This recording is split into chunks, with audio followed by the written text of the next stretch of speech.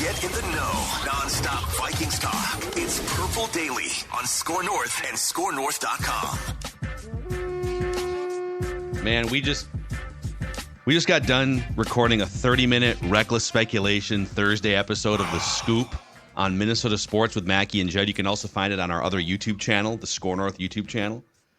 A lot of juicy stuff. We've done a lot of quarterback speculation, so we're gonna pause that today and talk defense and Brian Flores and personnel. But Bill Belichick's about to become, it looks like anyways, the head coach of the Falcons, getting a second interview with Arthur Blank. Yeah. Kirk Cousins, they got cap space. They just need a veteran quarterback. You got an 80-year-old owner and a 70-plus-year-old coach, probably not looking to draft a 22-year-old quarterback and start over again. Yep. That's interesting. There's a Mike Sando piece in The Athletic talking about Kirk to the Dolphins. So buckle up, folks. Yep. If this makes you uncomfortable, then or take a deep breath. take the next 3 months off of life. like if you don't like this and you're a football fan, you might want to get into bed, pull up the covers, and wait for like April. Yeah, maybe when the schedule comes out the second week in May, you can Good point. Yeah. But today we're going to do a little state of the defense episode here and just examine the situation with Brian Flores. Is he officially coming back now? It's kind of the way that it looks, and just exactly what this defense needs to keep going forward. Presented by our friends over at Quick Trip. Sounds like you were at Quick Trip just yesterday, Judd. Oh, hanging out at your favorite spot. Absolutely was. And I'm going to tell you right now, this is off the script, but I picked up a sandwich, cranberry-like bread sandwich with turkey. It was delicious. And by the way, as we say, people shop at Quick Trip. I saw folks with carts. So like this ain't your fly-by-night place to just stop and pick up one thing. This is your place to stop, get gas, get groceries as well. And I'm going to tell you right now, speaking of breakfast, lunch, and dinner, mealtime just got a whole lot easier, freshly prepared in the Quick Trip kitchens. New lower prices on meals like, get this one, boys, chicken, bacon, mac and cheese, fettuccine Alfredo with grilled chicken, beef stroganoff, mac and cheese, spaghetti and meatballs, meatballs with mashed potatoes and gravy. It's Thanksgiving year-round at Quick Trip. How can you not love stopping at Quick Trip? And by the way, you get the quality gas guarantee as well. It's cold outside. You want your car to run well. I think I just sold you pretty much on why Quick Trip is your one-stop shopping convenience place. Yeah, it's kind of no-brainer, right? So to this point, there have been no reported links between Brian Flores and head coaching jobs. He has not had a request to be interviewed yet. Yeah. Among any of the six, however many openings are left, like 6 or 7. Are you guys surprised Brian Flores is not getting more consideration for a second shot as a head coach? He did get a couple interviews last year with the Cardinals for sure. Yeah, unless he's telling teams no. Yes, I'm surprised. Now, I've been saying for months, I don't think he gets a job. He's actively suing the league, okay? So do I think that there might be collusion against Brian Flores? Absolutely. But I would think if someone's suing you and there's now ample opportunity with that guy's defense coming off a great year to at least say, extend the olive branch, right? Bring him in for a discussion. Unless he's saying no and we don't know that. Yes, I am shocked. I think this adds to the lawsuit. Now, if he didn't get a job, then no, I think that's that, and you're not surprised. But how can you not actively think that there could be a form of collusion, guys, going on here when Brian Flores, who again, we can complain about the last month or the last 3 or 4 games, but the last time I checked, Dan Quinn is getting the opportunity to interview for jobs right now. I'm fine with that, by the way. Dan Quinn went to a Super Bowl as a head coach, so he very well might get the Seahawks job, but his defense in that last game against the Packers was absolutely atrocious. So it's fine if he gets a job. My point is, I am very surprised that the league didn't say, hey, you know what? Let's give Brian Flores the opportunity to at least get in front of us so we don't add to his lawsuit. I'm a little surprised he hasn't gotten a look-see yet, I guess you could say. I'm surprised no one's really requested him, and I know that lawsuit's still floating out there, but what he did with this team and with basically next to no real legitimate players outside, Daniil Hunter and maybe Harrison Smith, and taking random dudes like Ivan Pace was a UDFA and making him into a green dot player, making Mekhi Blackman into a pretty good rookie starter. I am a little surprised he hasn't gotten a sniff of an interview. It is a little surprising. Yes, the lawsuit probably is hindering him from some of those opportunities, but I'm shocked at this point he hasn't even gotten a single interview for a job. Can I pause the show to say that I love that we have a new football term, the green dot term. Football. Green dot. That's come into our lives. Oh, green dot player. There's no... That when you've become a green dot player, it means you are a trusted middle of the defense linebacker. What are you calling signals? Yeah. You're telling me what to do. You know how like in radio, and now we're on visual, but we used to, this, I got to add one more thing. That's a little signal that we'd give to each other. Yeah. We need to like have green dot. Like I have green dot. I have something to say. I have something to call. We got to figure out a way to put green dot into this show even more somehow. What if one of us just had the green dot helmet every day, and that was the person that directed us, or just through a green the dot on your segments? head? Yeah. You just came in with a green dot slapped on your forehead. Whoever like you're doing Random Viking this week, Phil. You just got to put a green dot right on your forehead. Yeah. We can maybe do it that way. I think we're onto something here. I like it. Yeah. Are you the green dot in your family? Or is your wife the green dot? Oh, I am not. Who's calling the plays? I am not calling the plays. No. Dawn is green dot 1. Stella is green dot 2. And I am the slappy who basically takes up room on the couch sometimes. None of your helmets have a green dot. No. I am not Sam. I am not Sam Cassell, if that's what you're asking. Yeah. I don't run my house. I guess I don't know. I'm a little surprised that Flores didn't get. I think if that defense would have finished top 5, it hit at its peak after like the Raiders game where they won 3-0, and then was it the following week that they lost to the Bengals? I'm trying to remember the schedule off the top of my head, but at one point mid-December, the Vikings had the 5th best scoring defense in the league. And I think if somehow they would have finished the season with that and they go to the playoffs and maybe they win a playoff game, he gets a head coaching job 100% for turning one of the worst defenses in the league into a top 5 defense. They kind of petered out and the season ended in a weird way. And so obviously he's not going to be as top of mind as some of the other, if you're the Lions offensive coordinators, Ben Johnson, right? Mm-hmm. There's always going to be hot coordinators that get into the playoffs.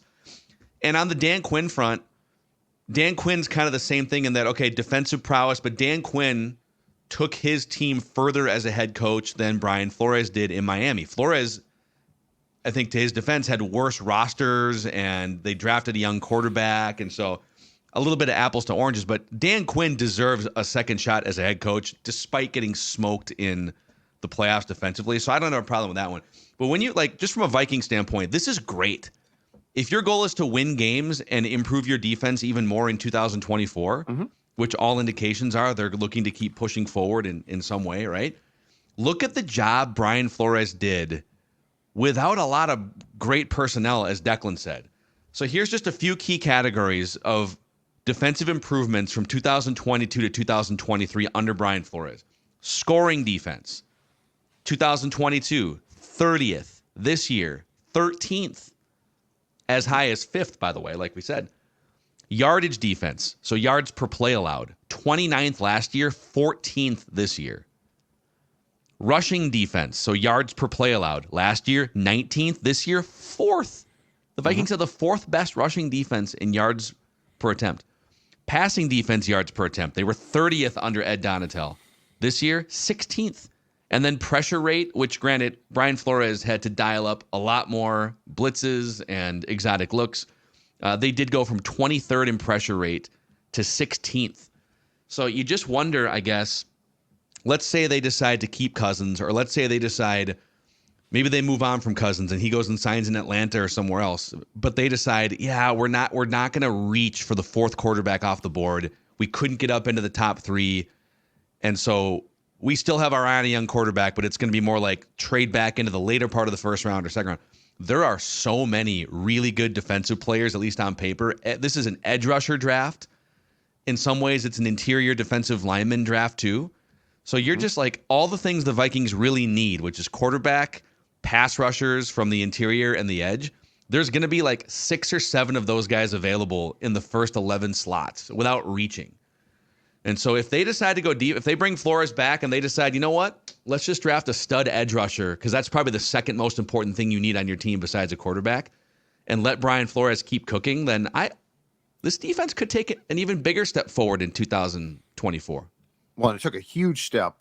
We hypothesized that it would definitely be improved because Ed was terrible, but I don't think that we ever thought realistically that they would be overall across the board improved. And without Kirk, I mean, this team for a while was a defensive first team, which is incredible since your head coach is the guy that calls plays. But if Kirk doesn't come back too, you do have the interesting scenario and great possibility that I think Danielle Hunter comes back.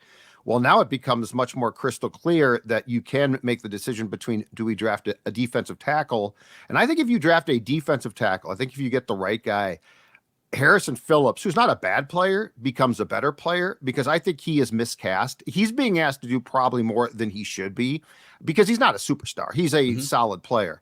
But like if you bring Danielle back and now you draft in the first round a defensive tackle, interior guy, and now people would kind of hate that probably too, but it's like the vegetables you need, you know? Yeah, but you know what, Phil? I think the defensive tackle discussion has evolved too, though. Like, look at the successful teams now, because we go back and talk about it, and it's fun to talk about, but the old days of, the fat guy, the Ted Washington and Grady Jackson, guys like that. Jerry Ball. Jerry, but love Jerry Ball. Vince Wilfork. Right? Oh, God, Jerry Ball. You run right into Jerry Ball.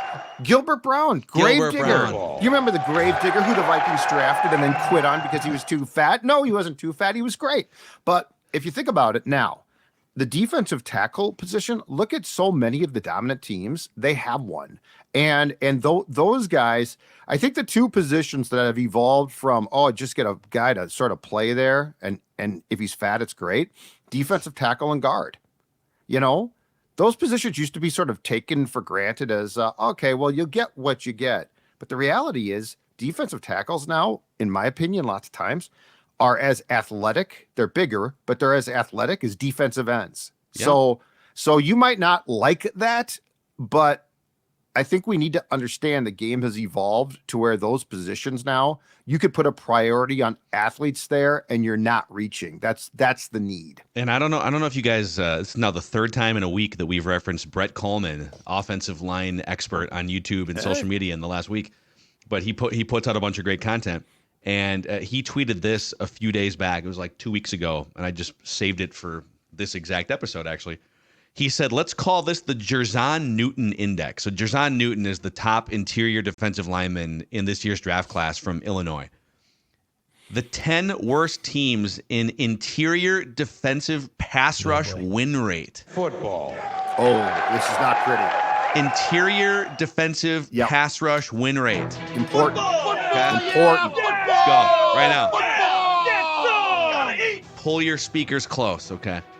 So he lists the 10 worst teams, and I'll start with 10 and go up. So the Falcons only, so this is interior defense pass rush win rate. How often are you winning your pass rush reps from that place on the field?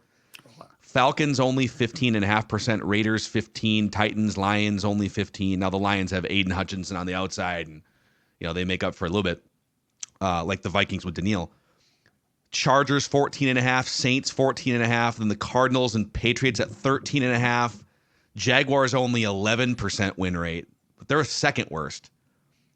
And then there's a mountainous gap, like a Grand Canyon gap, to the worst interior defensive line pass rush win rate in the league. Football. The Minnesota Vikings.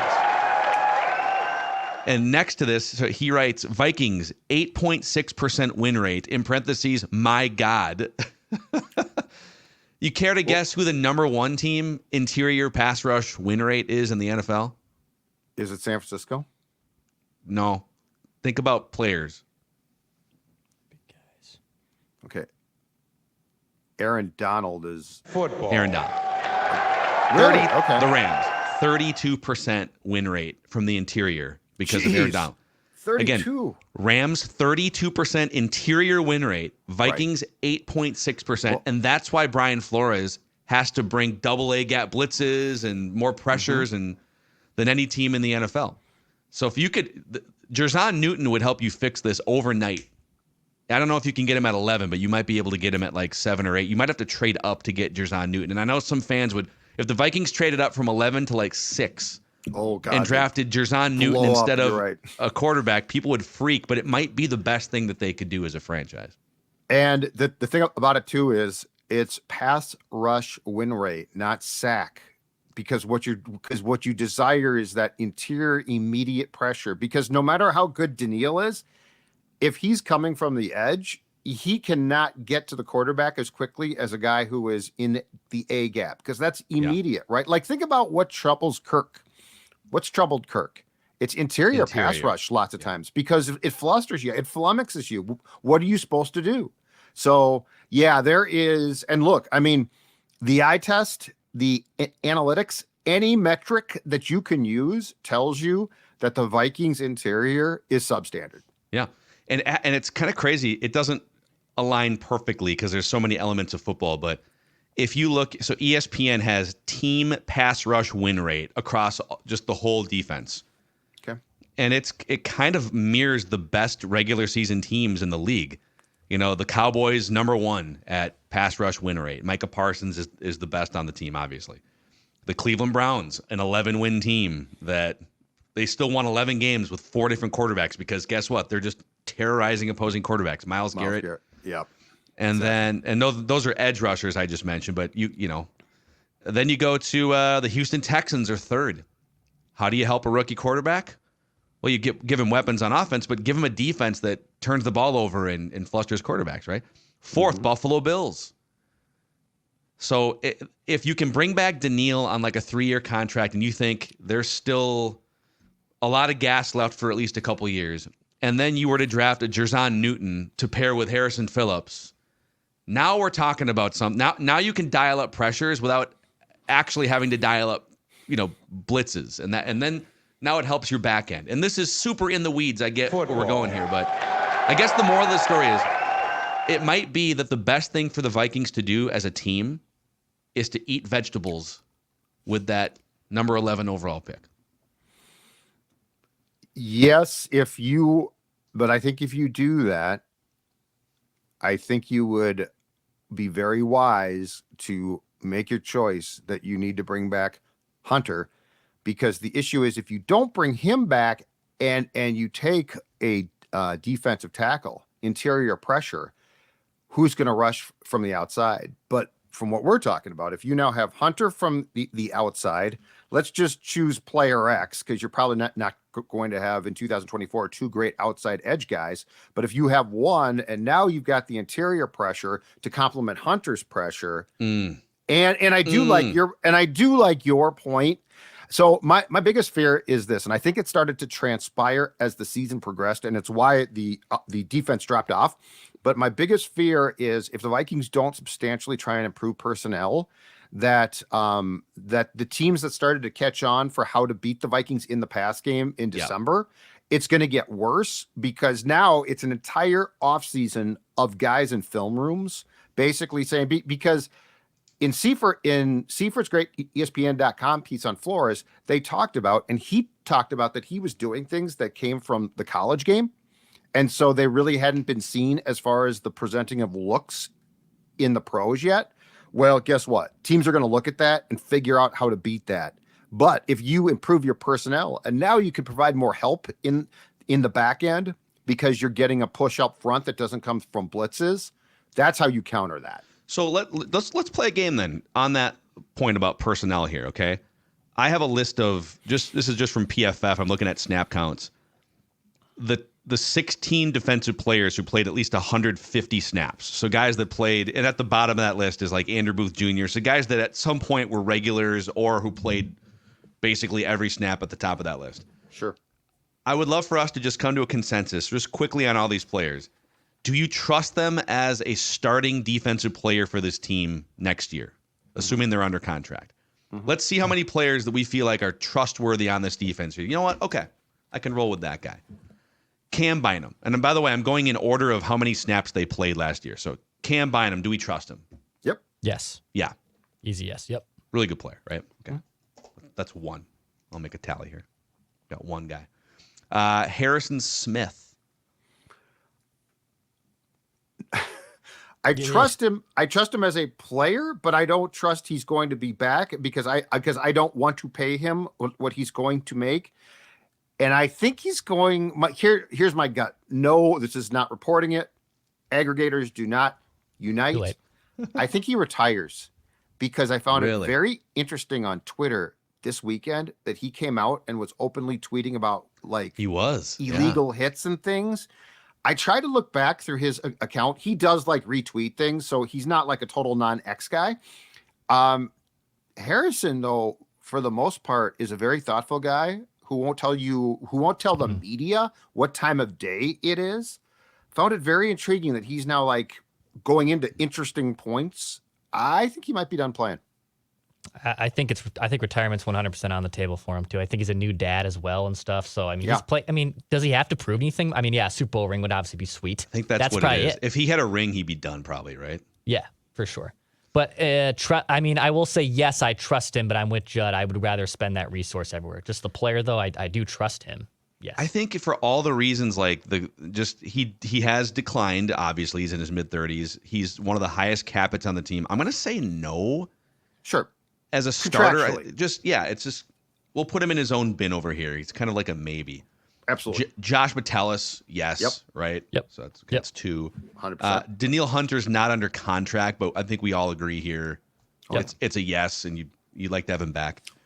Byron Murphy Jr., kind of underwhelming. I think it's still a yes for me. I think he is the biggest case of the PFF grade might not show you the value. Yeah. Like when he got hurt, their defense went down and he did play 2 positions. Like the fact that he can go from outside corner inside. So I'm going to say yes. I'll say yes as well. I'll say yes. Yeah. The only thing is like when opposing quarterbacks targeted him, which was 84 times, they had a 102 passer rating. He only had 6 pass breakups. So, but then again, those guys are being asked so much more than other players in other secondaries to just be on islands, both in zone and man. So we're saying yes, but we'd like to see a little bit more out of him. So, okay, it's 4. Yep. A Caleb Evans as a starter, as a starter. I'm going to say no. I don't think so. I think he's kind borderline. of a depth guy. He's kind of a depth guy who's maybe in over his head with that starting role. I would put him right now, if we were having this discussion at TCO Performance Center, I would put him in pencil. Yeah, me too. Like he's going to make the roster, but I'd put him in pencil starting wise. Yeah. Not a given to me.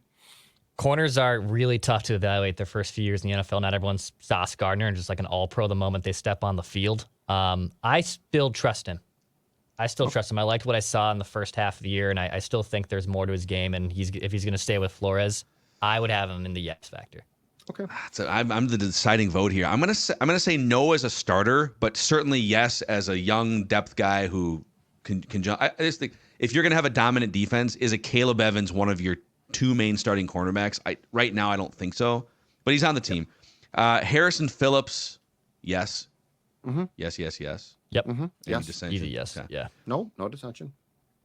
DJ Wanham is hurt and a free agent, so I think he has to be in the no bin, even though he was your second best pass rusher, right? Agreed. Yep. Agreed.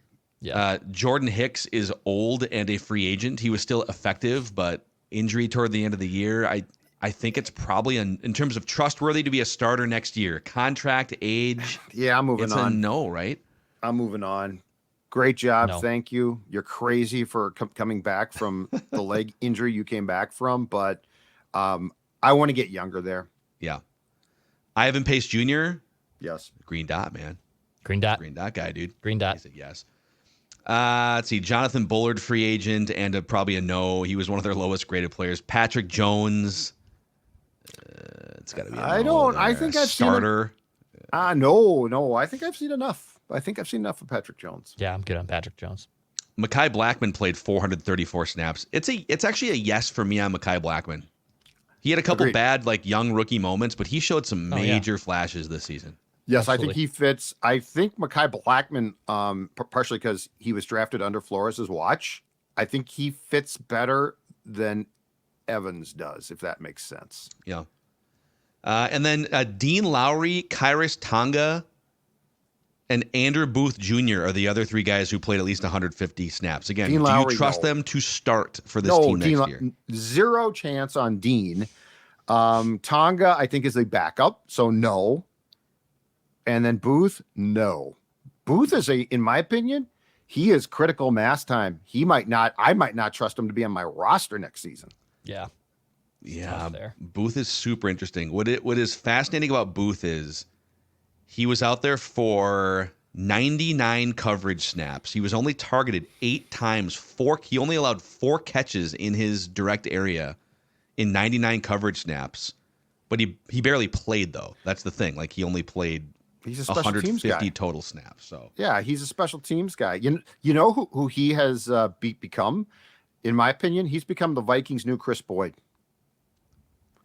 Okay. Well. Because when he plays, he's all like, he's getting in guys' faces and he's trying to be super aggressive. It's like, dude, you're not good enough to be that aggressive yet. Yeah. But anyway, no, I don't trust him. So that means on the current roster, or even like if you include Danielle Hunter, free agent, we counted 7 guys out of 11 spots that we would trust for sure to be starters next year for the Vikings, which means they got holes to fill, man. If you played that same game on offense, they're definitely looking for a number 3 receiver because Powell's a free agent, KJ's a free agent. Their offensive line they're looking for a left guard because Reisner's not under contract, but you're probably only looking, Kirk is a free agent. So I guess you're looking for probably 7 starters in either draft or free agency or depth rising up in some really key positions. But on defense, we got 7 trustworthy guys right now.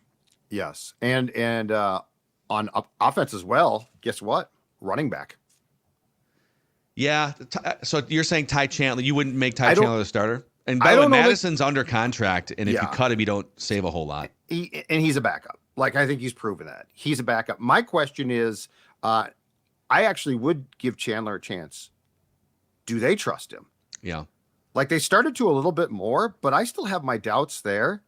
But that run game has to get on track. And so, yes, they have a ton of holes. But defensively, this is why the exercise that we just did is why I think it's so important Hunter comes back now.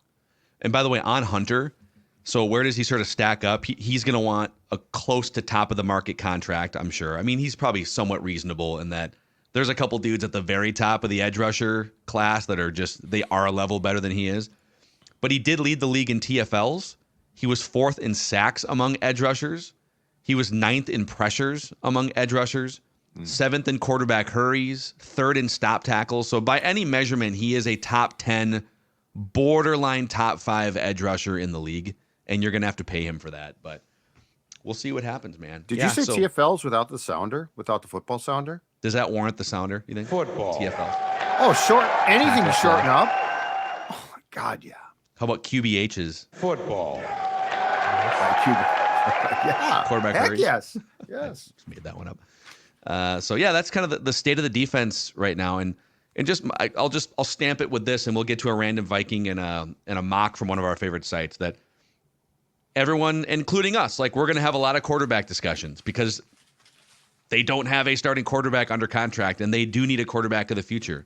Mm-hmm. But if the draft plays out a certain way and the top 3 quarterbacks go off the board 1, 2, and 3, and they just weren't able to move in. I mean, there's that report that they tried to give up like 3 future first-round picks to get Anthony Richardson, and they were rejected last year, right? Yep. That if the draft doesn't go a certain way, eating some broccoli in the first round is going to be boring. People are going to boo at the Purple Daily Draft Party, I'm sure. But it might be the best thing that this franchise can do. Hey, broccoli's, you put a little garlic in there, a little salt, pepper in the air fry. We have broccoli once a week. I love broccoli. Little olive oil. Olive oil. Delicious. 100%. Delicious. 100%. Mixing some cauliflower in there even. Hell, you get your broccoli in the defensive tackle. Maybe you want your cauliflower in the linebacker, Like, there's mixtures we can do here. I mean, vegetable medleys are possible. Come on. Give me cheesecake. Cheesecake. I want a quarterback. Cheesecake. Broccoli I just want cheesecake.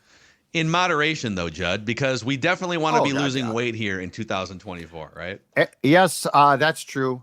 Moderation can take you from the guy on the left, sports dad, to the sports dad on the right, down 40 pounds thanks to my friends at Livia Weight Control Centers. That's a couple of years back now, but here's the best part. They're not only going to help you drop the pounds, they're going to help you keep them off. And that's the most important thing. So, you know what? If the holidays have gotten to your waistline, you're on the couch because it's cold outside, and now a bunch of clothes starting not to fit, Livia is going to help you get yourself back on track. They're going to help you drop that weight. And have they got an offer for you? Speaking of offers, as free agency in the National Football League approaches, I'm coming to you right now with an offer that's on the table, and that is your first 3 months on Livia are free.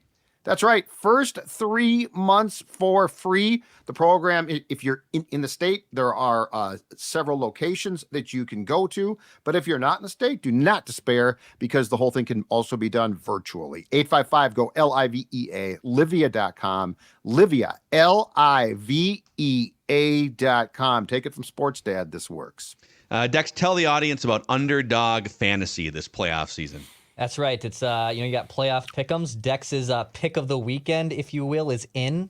So OBJ has been quiet for the Ravens, but I've been hearing some they're kind of saving him for the playoffs, right? I mean, we're saving him for some big moments, and there's even a little extra oomph on a touchdown prop right now for Odell Beckham Jr. this weekend on the divisional round weekend. And I'm going to pair that with Josh Allen Josh Allen's going to throw 2 touchdown passes, right? I mean, the guy just throws the ball 50 times. You can ride this pick with me, or you can fade my picks, because that also might be the wiser thing to do at Underdog Fantasy. New users, promo code SCORE, $100 deposit match. Recurring users, match that link. It's in the YouTube comment section as well. Go download the Underdog Fantasy app. Also, a shout out to our friends at Ballard's Resort. So that's right. It's the middle of January, and we're already talking about summer getaways. And that's because these trips book up fast for the summer. Ballard's Resort is situated on the south shore of Lake of the Woods, prime location, right where the Rainy River flows into this massive lake. Breathe in that fresh Canadian border air while you go on a walleye fishing excursion. Maybe a chance to catch a 10-pound walleye with one of the U.S. Coast Guard licensed guides that are available to you. It's a blast. If you've never been to Ballard's Resort, make sure you book your dates before they fill up by going to ballardsresort.com. That's ballardsresort.com. It's time for a random Viking of the week here, boys. Let's see here. We've got Declan on a 2-game win streak. He's also on like a 4-game win streak in random twin of the week. So everything's coming up Dex lately in these random contests. Here's how it works. I will put out a series of clues to you guys. You can shout out answers when you think you know. If you hit that third strike, it means you're out and the other person wins. So far in the new era, Judd and I each have 11 wins. Declan has 7. That's the new era where we're all sort of competing against each other, losers out. And then all-time, Judd has 63 wins, Declan 33, I have 18. The last handful of random Vikings are E.J. Henderson, Case Keenum, Andrew Glover, Colin Loeffler, Brett Favre. We've done well over 100 of these in history. I believe it's 120-something. So here's another one if you guys are ready. Random Viking. Let's do it. Yep. Okay. I got the list up so I can search. You can't search the internet, but you can search the list of list. previous. Okay. The previous. Yes. No, I'm not searching the internet. Okay. I'm gonna take a little bit of a different path here and maybe throw you off with this first clue by saying that this is someone, this random Viking, who Judd specifically has spent a significant amount of time talking to in his life and career.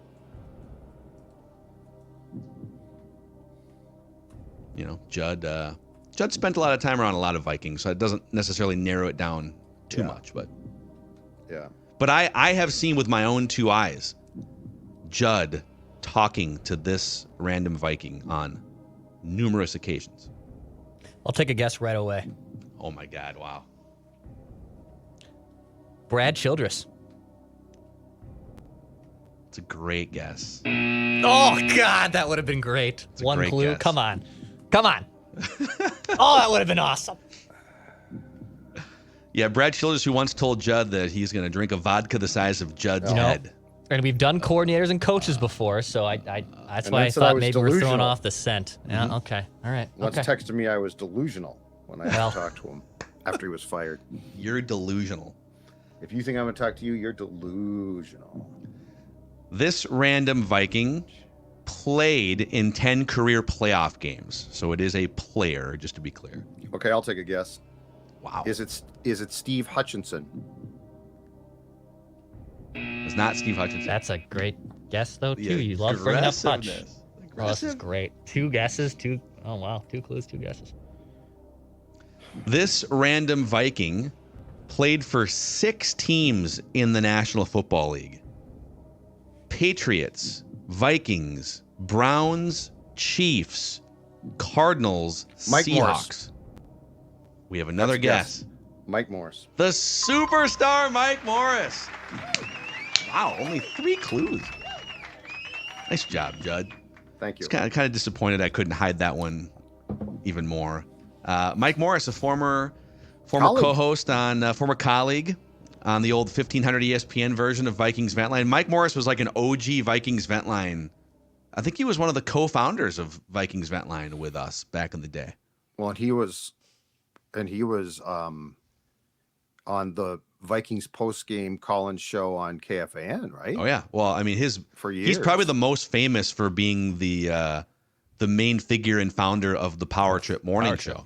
Yeah, because he's the Power Trip. He's the one that brought the Power Trip morning show Yes. to its heights, and then he came over to 1500 ESPN.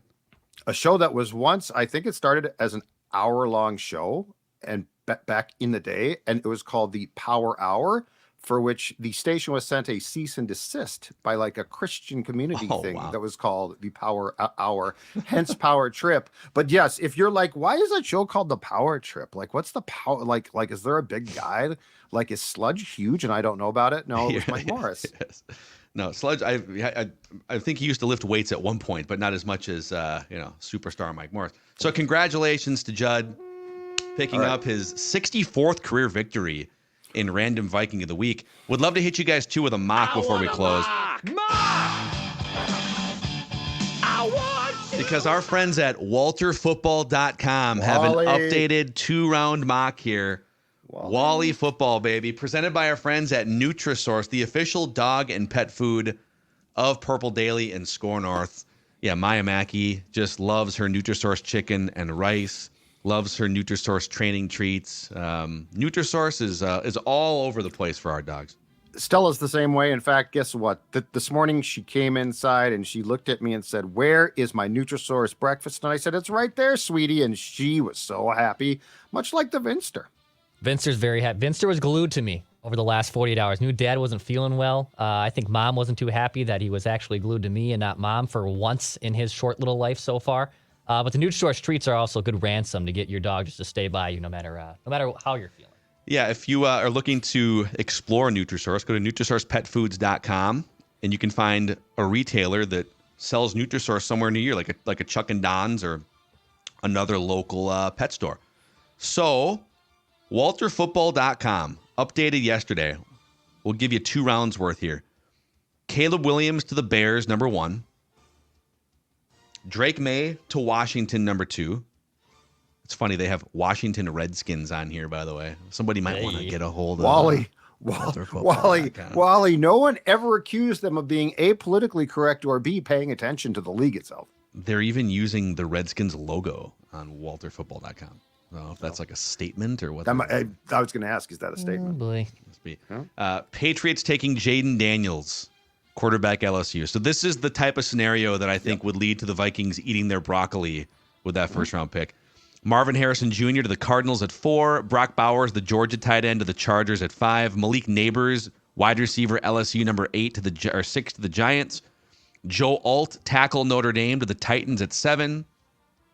Dallas Turner, edge rusher, Alabama, to the Falcons at 8. Rome Odunze, wide receiver, Washington, to the Bears at 9. Olu Fashanu, the offensive tackle from Penn State, to the Jets at 10. And that brings us to the Vikings at 11. Oh, my. Wow. Judd's head's going to explode. But we just went through this exercise. Maybe this is what they need. With the 11th overall pick, according to WalterFootball.com, the Vikings select out of Clemson cornerback Nate Wiggins. I want a mock! Yes, another first-round cornerback for the Minnesota Vikings here. that would cause some major PTSD, right? Like, because I think cornerback's a trigger. Like, I think if you take a defensive tackle, it'd be, it's been a long time. It's been a long time there, right? I feel like a cornerback would cause an outbreak of booing. But then in the second round, as we speed our way over to the 42nd pick, the Minnesota Vikings select out of the University of Washington quarterback Michael Penix. I want a mock. I'm so curious where he's going to go. This feels right, like late first, early second round. I don't know that he's falling to 42. Yeah, it feels right now, but like we're gonna have the combine, and then we're gonna have pro days, and he's the type of guy that I think if he starts to get a clean bill of health on those knees is gonna jet up. But if he doesn't from the doctors, like the combine could make or break him just from the physical standpoint. Yeah, it's gonna be a wild ride for him the next few months. So they get a cornerback and they get a quarterback with their first 2 picks there. From WalterFootball.com. Update your logos, Wally Football. Yeah. It's a bad look. It's a bad look. Right. So anyhow, all right, boys. Great episode. Focused on the defense there. Purple Daily is here as your daily home for off-season speculation, off-season news, nuggets. And we'll be back tomorrow at 10 o'clock a.m. Central Time for a live Feedback Friday on the Purple Daily YouTube channel. We just want the Vikings to win a dang Super Bowl before we die.